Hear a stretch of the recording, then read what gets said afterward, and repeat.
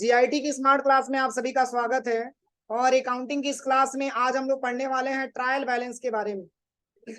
इसके पहले मैंने आपको कंपाउंड जर्नल एंट्री के बारे में बताया था और सिंपल जर्नल एंट्री के बारे में बताया था, जिसमें आपने केवल ये जाना था कि किसको डेबिट करना है और किसको क्रेडिट करना है। बस मैंने आपको केवल यही बताया था ना कि किसको डेबिट करना है और किसको क्रेडिट करना है। मतलब बस आपने ये समझा कि किसको डेबिट और किसको क्रेडिट करना है, ये पहचानना आपने अभी तक सीखा है अकाउंटिंग। क्या अगर हम चाहें तो केवल जर्नल एंट्री से हम ये निकाल सकते हैं कि हमारे बैलेंस में कितना प्रॉफिट हुआ है, कितना लॉस हुआ है? नहीं निकाल सकते, क्योंकि जर्नल एंट्री में आपको मैंने अभी बताया है कि इसके पहले वाली क्लास में भी मैंने आपको बताया कि जर्नल एंट्री से केवल आप डेबिट और क्रेडिट आप छांटते हैं। उससे हम कहाँ पता कर पाते हैं कि हमारे बिजनेस में प्रॉफिट हुआ है कि लॉस हुआ है? और ये अगर आपको पता करना है कि हमारे बिजनेस में कितना प्रॉफिट हुआ है, कितना लॉस हुआ है, तो इसके लिए आपको एक ट्रायल बैलेंस बनाने की आवश्यकता होती है। समझ में आ रहा है ना? और ट्रायल बैलेंस में क्या होता है कि डेबिट का अमाउंट डेबिट में भर देते हैं और क्रेडिट का अमाउंट हम क्रेडिट में भर देते हैं। अगर दोनों बैलेंस हमारा इक्वल आता है तब हम मानते हैं कि हमारा ये स्टेटमेंट क्या है, सही है। और जिसको जर्नल एंट्री नहीं आएगा भैया, वो ट्रायल बैलेंस नहीं बना सकता। इसलिए समझना होता है, इसमें ध्यान से समझिएगा आप लोग। ट्रायल बैलेंस वही कर सकता है जिसको ये पता हो कि डेबिट क्या होता है और क्रेडिट क्या होता है, किसको हम डेबिट करेंगे और किसको हम क्रेडिट करेंगे। जब तक अगर इसके बारे में आइडिया आपको नहीं मिलेगा तब तक आप ट्रायल बैलेंस की एंट्री आप नहीं कर पाएंगे। तो ट्रायल बैलेंस होता क्या है, ट्रायल बैलेंस हम क्यों बनाते हैं, इसी को आज की क्लास में हम डिस्कस करने वाले हैं। तो जैसे होता क्या है कि जैसे मान के चलिए कि केवल जर्नल एंट्री से हम ये नहीं पता कर सकते हैं कि हमारे बिजनेस में प्रॉफिट हुआ है कि लॉस हुआ है, तो हमको एक ट्रायल बैलेंस बनाने की आवश्यकता होती है।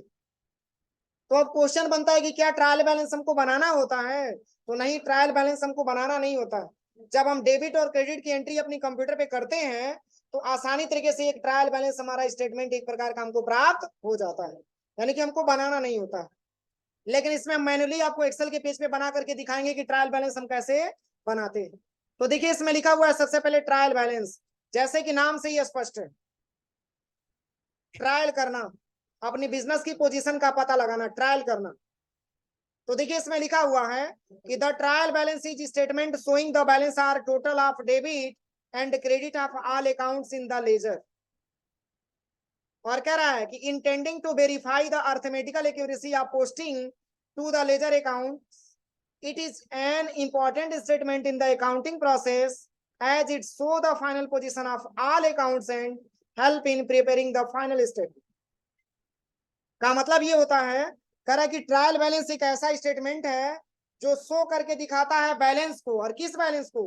तो डेबिट को और क्रेडिट को। और कह रहा है कि इसमें हम क्या करते हैं, लेजर के हिसाब से अगर क्रेडिट का बैलेंस है तो क्रेडिट में रख देते हैं, डेबिट का बैलेंस है तो डेबिट में रख देते हैं।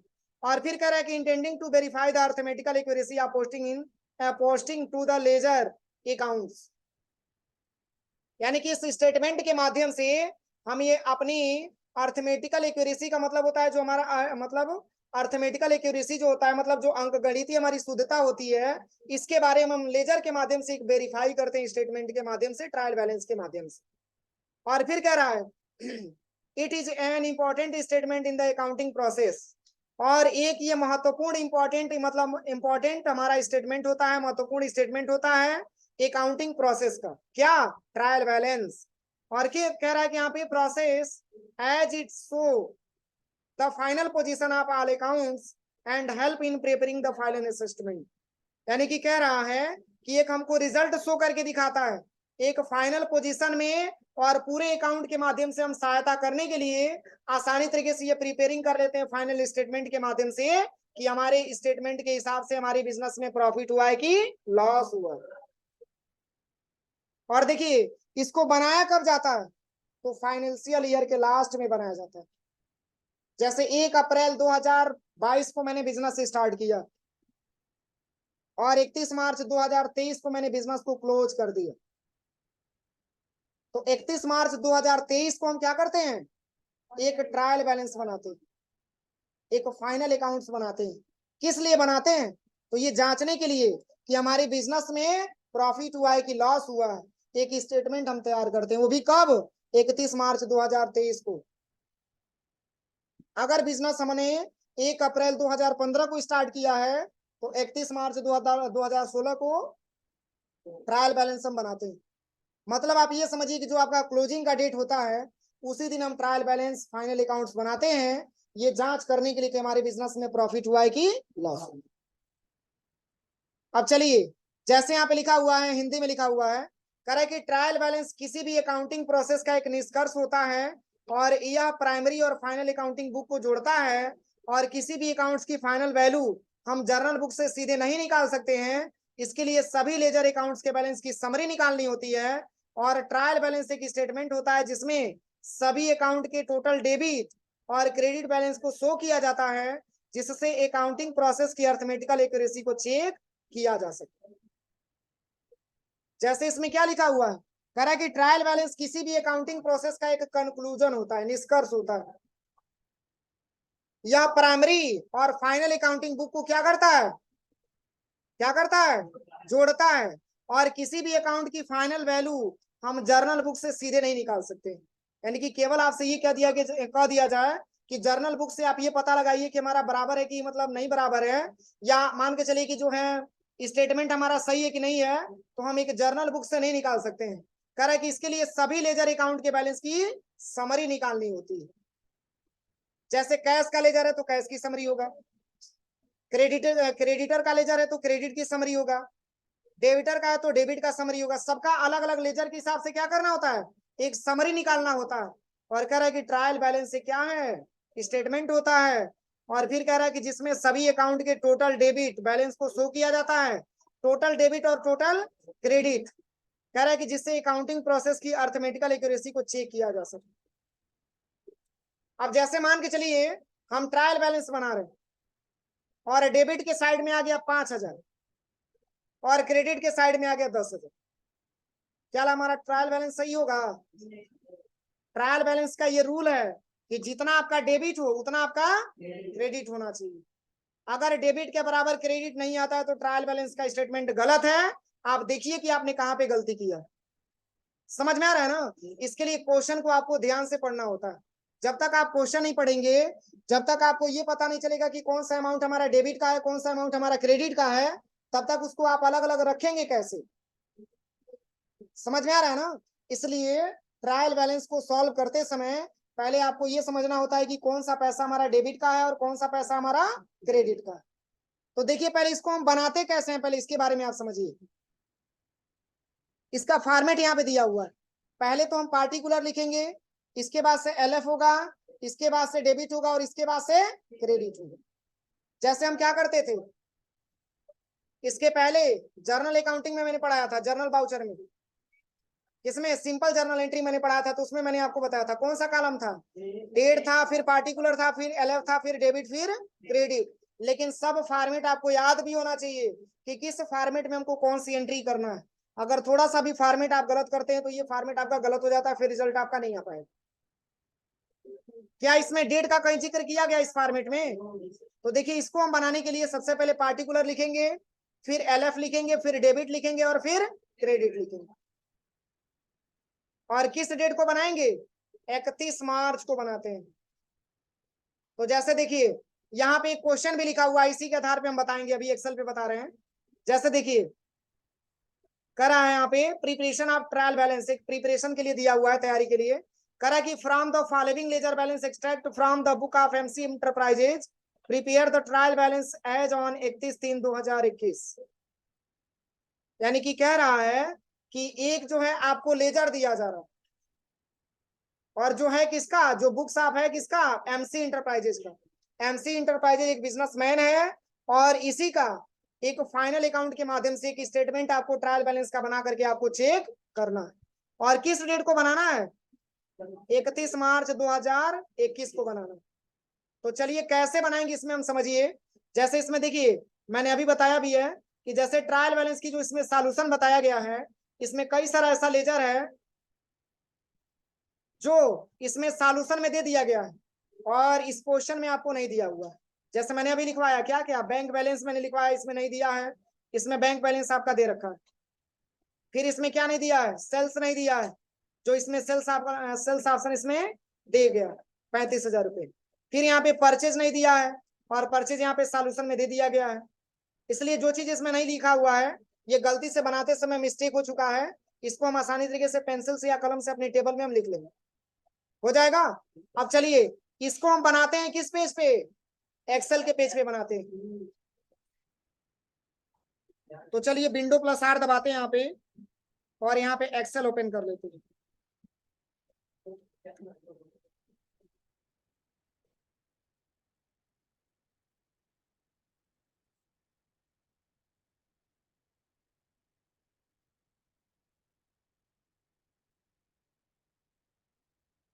ट्रायल बैलेंस,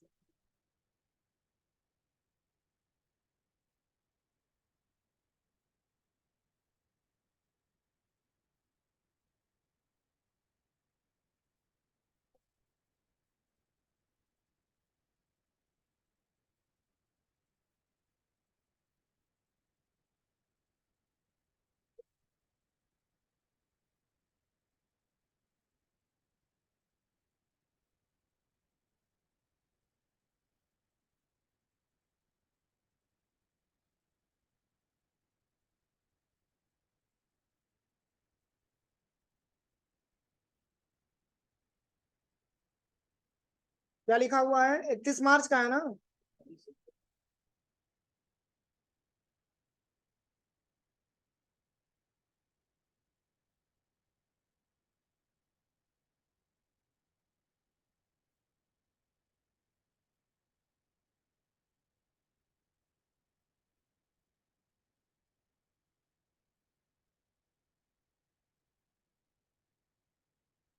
2023 है ना, 2023 है, ध्यान से देखिए क्या लिखा हुआ है, 21 है, ठीक है, इसमें 21 बना लीजिए।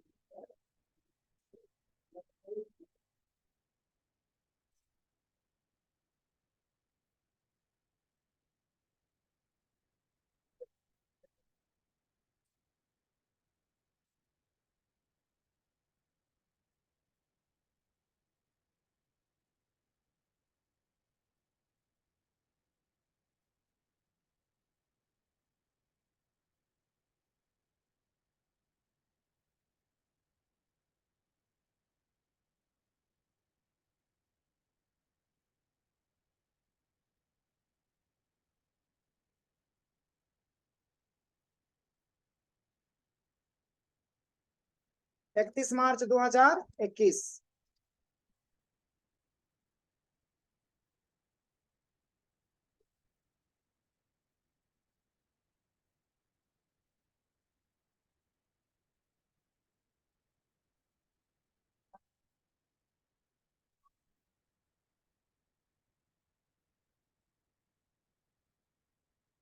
इसमें पार्टी का नाम लिख लेंगे, एमसी इंटरप्राइजेज।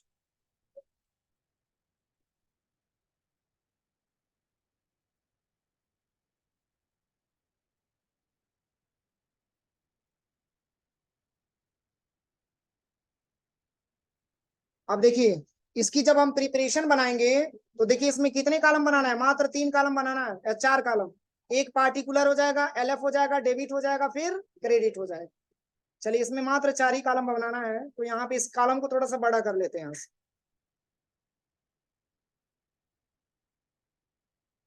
1 2 3 4।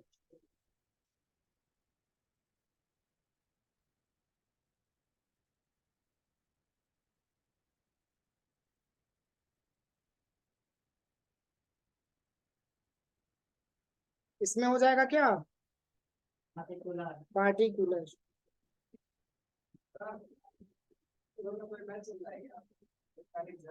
ऑफिस में जाइए पता करिए।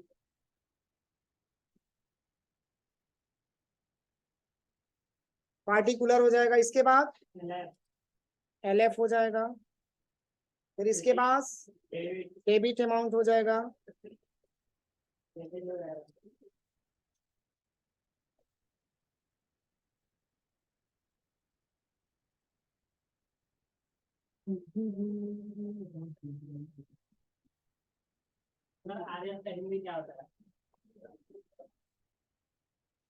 रुपीज होता है।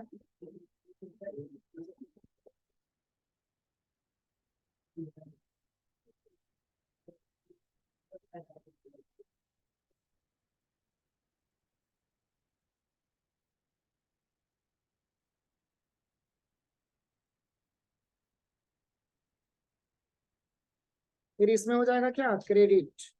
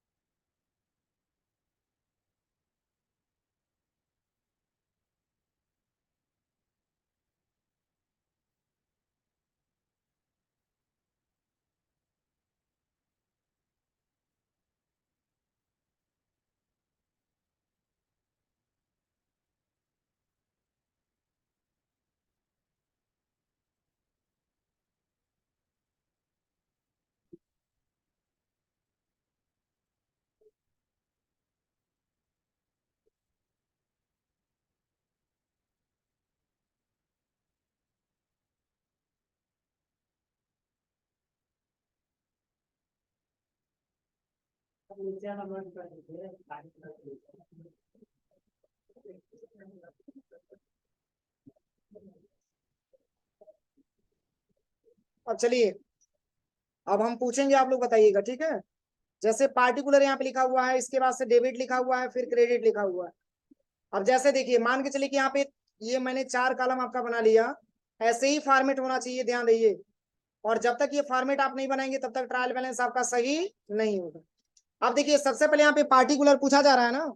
अब क्वेश्चन में यहाँ पे देखिए, सबसे पहले यहाँ पे क्या लिखा हुआ है, यहाँ पे लिखा हुआ है सबसे पहले डेबिटर। तो हमारे बिजनेस का डेबिटर कौन होता है, डेबिटर प्रोप्राइटर होता है। डेबिटर का मतलब क्या होता है, कस्टमर होता है। तो कस्टमर को हमसे पैसा पाना होता है कि देना होता है, पाना होता है। तो जब पाना होता है तो हमारा डेबिट होगा कि क्रेडिट होगा, डेबिट होगा। इसलिए आप यहाँ पे एक्सेल में आ जाइएगा और यहाँ पे पार्टिकुलर में लिखिएगा क्या, डेबिटर्स। और यहाँ पे इसका अमाउंट हम लिखेंगे किसमें, डेबिट साइड में लिखेंगे। कितना पैसा है, बस 15,000 है, तो यहाँ पे डेबिट साइड में लिख देंगे 15,000 रुपये। इसके बाद से क्या है, इसके बाद से अगला दिया हुआ है क्रेडिटर्स। तो क्रेडिटर्स हमारे बिजनेस का क्या होता है, सप्लायर होता है, जिसको पैसा हमको क्या करना होता है, देना होता है। पैसा हमको देना होता है, तो जब देना होता है तो क्रेडिट हो जाएगा ना। तो ये पैसा हम रखेंगे किसमें, क्रेडिट में रखेंगे। इसमें आप लिखिए क्रेडिटर्स, क्रेडिटर्स। और ये पैसा हम लिखेंगे किसमें, क्रेडिट वाले में। कितना पैसा लिखा है, 10,000, इसमें हम टाइप कर देंगे। इसके बाद से क्या लिखा हुआ है, अब देखिए, कैपिटल डेबिट होता है कि क्रेडिट होता है, कैपिटल हमेशा डेबिट होता है कि क्रेडिट होता है, क्रेडिट होता है। तो वो पैसा हमारा किसमें लिखा जाएगा, बस यहाँ पे सबसे पहले लिख दीजिएगा कैपिटल। और ये पैसा हम रखेंगे किसमें, क्रेडिट वाले में। कितना पैसा, 20,000, इसमें हम टाइप कर देंगे। इसके बाद से क्या लिखा हुआ है, क्या लिखा हुआ है, ड्राइंग। ड्राइंग का मतलब निजी खर्च। तो निजी खर्च का मतलब एक प्रकार का क्या है, एक्सपेंस है ना। तो किस में जाएगा, डेबिट में जाएगा। तो बस यहाँ पे लिख दीजिएगा ड्राइंग।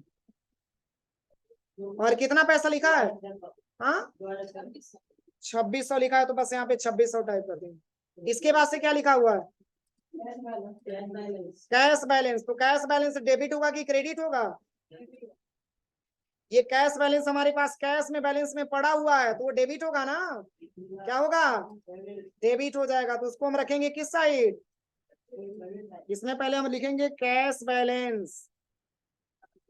कैश बैलेंस हमारे पास पड़ा हुआ है कितना रुपया, बस 6,000 डेबिट साइड में लिख देंगे। इसके बाद से क्या लिखा है, फर्नीचर हमारे बिजनेस का फिक्स एसेट्स होता है। तो फिक्स एसेट्स होता है तो डेबिट होगा ना, हमारे बिजनेस में आ रहा है तो फर्नीचर की लिखेंगे यहाँ पे फर्नीचर। और डेबिट साइड में कितना पैसा, बस यहाँ पे लिख देंगे 6,600। फिर क्या लिखा हुआ, सेल्स लिखा हुआ। तो सेल्स हमारा क्या होता है, क्रेडिट होता है कि डेबिट होता है, सेल्स, सेल्स क्रेडिट होता है। और वही सेल्स रिटर्न करते हैं तो डेबिट हो जाता है। तो यहाँ पे पहले हम सेल्स लिखेंगे और इसका अमाउंट किस साइड में लिखेंगे, क्रेडिट साइड में। कितना रुपए से, 3,500। चलिए, इसके बाद से सेल्स रिटर्न कितना है? 35,000 है। चलिए सेल्स रिटर्न कितना है? अब देखिए सेल्स रिटर्न यहाँ पे हम टाइप कर लेंगे, सेल्स रिटर्न। और सेल्स रिटर्न में कितना अमाउंट दिया हुआ है?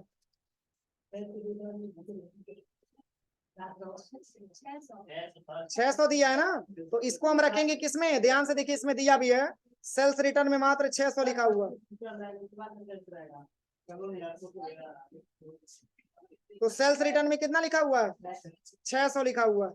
इसमें आप लिख दीजिए डेबिट साइड में कितना? 600। जैसे मान के चलिए कि जब हम बेचते हैं तो यानी कि सेल्स को रखा जाता है क्रेडिट, किसमें? डेबिट में कि क्रेडिट में? क्रेडिट में रखा जाता है। किस अकाउंटिंग के रूल से? नॉमिनल अकाउंटिंग के रूल से। और जब हम रिटर्न करते हैं तो वो हमारा आ जाता है किसमें? डेबिट में आ जाता है। ठीक है, जब सेल्स रिटर्न होगा तो डेबिट हो जाएगा और ओनली सेल्स होगा तो क्रेडिट हो जाएगा। इसके बाद लिखा हुआ है परचेज। तो परचेज होगा तो परचेज कितने रुपए से है? देखिए सबसे पहले परचेज, तो परचेज का अमाउंट कितना है? परचेज का अमाउंट 6,000। तो परचेज हमारा डेबिट होगा कि क्रेडिट? परचेज डेबिट हो जाएगा। तो डेबिट में कितना अमाउंट है? 6,000 यहाँ पे लिख देंगे। और परचेज रिटर्न आता है तो किसमें रखते हैं? बस यहाँ पे लिख लीजिएगा परचेज रिटर्न। समझ में आ रहा है कि नहीं आ रहा? बस परचेज रिटर्न कितने रुपए से? बस परचेज अगर डेबिट है तो परचेज रिटर्न हमारा क्या हो जाएगा? क्रेडिट हो जाएगा। यानी कि खरीदा हुआ सामान हम वापस कर रहे हैं कितने रुपए से? 700 रुपए से। और ये बेचा हुआ सामान वापस कर रहे हैं 600 रुपए से। बस ध्यान से समझिएगा। इसके बाद से क्या लिखा हुआ है? बिल्डिंग लिखा हुआ है। तो बिल्डिंग हमारे बिजनेस का क्या है? फिक्स असेट्स है। तो डेबिट में जाएगा कि क्रेडिट में? डेबिट में जाएगा। यहाँ पे हम लिखेंगे बिल्डिंग और अमाउंट में लिखेंगे डेबिट वाले में कितना पैसा? 20,000 है। 30,000 इसमें हम टाइप कर देंगे। अब देखिए इसके बाद से क्या लिखा हुआ है?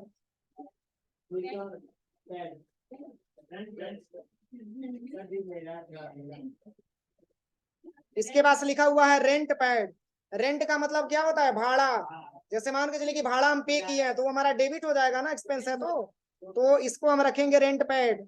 यहाँ पे लिखेंगे रेंट पैड। और किस में रखेंगे? डेबिट में कि क्रेडिट में? डेबिट में। कितना पैसा? 4,000 रुपया डेबिट साइड में लिख लेंगे। इसके बाद से क्या है?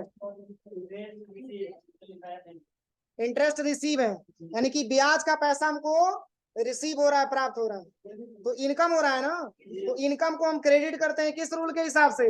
नॉमिनल अकाउंट के रूल के हिसाब से। इसमें लिख लेंगे इंटरेस्ट रिसीव। और इंटरेस्ट पेड होता तो क्या होता? डेबिट हो जाता। लेकिन इंटरेस्ट रिसीव हो रहा है तो क्रेडिट में रखेंगे कितना पैसा? 300 है। अब इसमें 300 लिखिए। अब देखिए कुछ छूटा हुआ है। क्या छूटा है? चलिए बैंक बैलेंस इसमें आप लिख लीजिए। इसमें लिख लेंगे बैंक बैलेंस। बैंक में पड़ा हुआ पैसा तो क्या हो जाएगा? डेबिट होगा कि क्रेडिट होगा? क्या होगा? डेबिट होगा कि क्रेडिट होगा? डेबिट होगा। कितने रुपए से? कितने रुपए से? 700 है तो 700 इसमें भर दीजिए। अब कोई छूटा है? अब चलिए, अब तो मैंने जहां पे डेबिट था वहां पे मैंने डेबिट लिख दिया, जहां पे मैंने क्रेडिट था वहां पे मैंने क्रेडिट लिख दिया। अब कैसे समझेंगे कि हमारा ट्रायल बैलेंस सही है? दोनों तरफ का बैलेंस हमारा क्या होना चाहिए? इक्वल होना चाहिए। अगर ये बैलेंस जोड़ने पे 7,000 आ रहा है तो ये भी बैलेंस जोड़ने पे कितना आना चाहिए? 7,000 आना चाहिए। मतलब आप ये समझ सकते हैं कि डेबिट बराबर क्रेडिट। जितना हमारा डेबिट का अमाउंट होना चाहिए उतना ही हमारा क्रेडिट का भी अमाउंट होना चाहिए। तो चलिए हम यहाँ पे समझ लेते हैं। सबसे पहले इसको जोड़ने के लिए क्या करेंगे? सबसे पहले यहाँ पे लिख दीजिएगा टोटल। यहाँ पे लिख दीजिएगा टोटल अमाउंट। अब चलिए डेबिट का कितना है कैसे निकालेंगे? इक्वल करेंगे और यहाँ पे लिखेंगे सम और ब्रैकेट ओपन करेंगे। इसमें का पहले तो डेबिट साइड वाला पूरा अमाउंट हम यहाँ से सिलेक्शन कर लेंगे।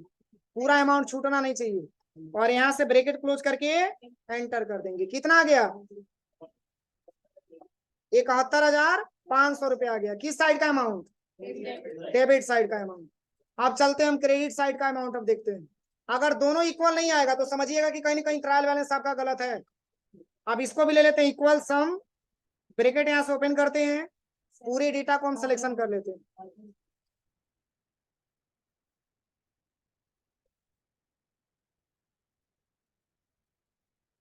इसमें क्या गया, कहाँ से गलती है, कुछ छूटा हुआ है, देखिए इसमें कुछ छूटा हुआ है क्या,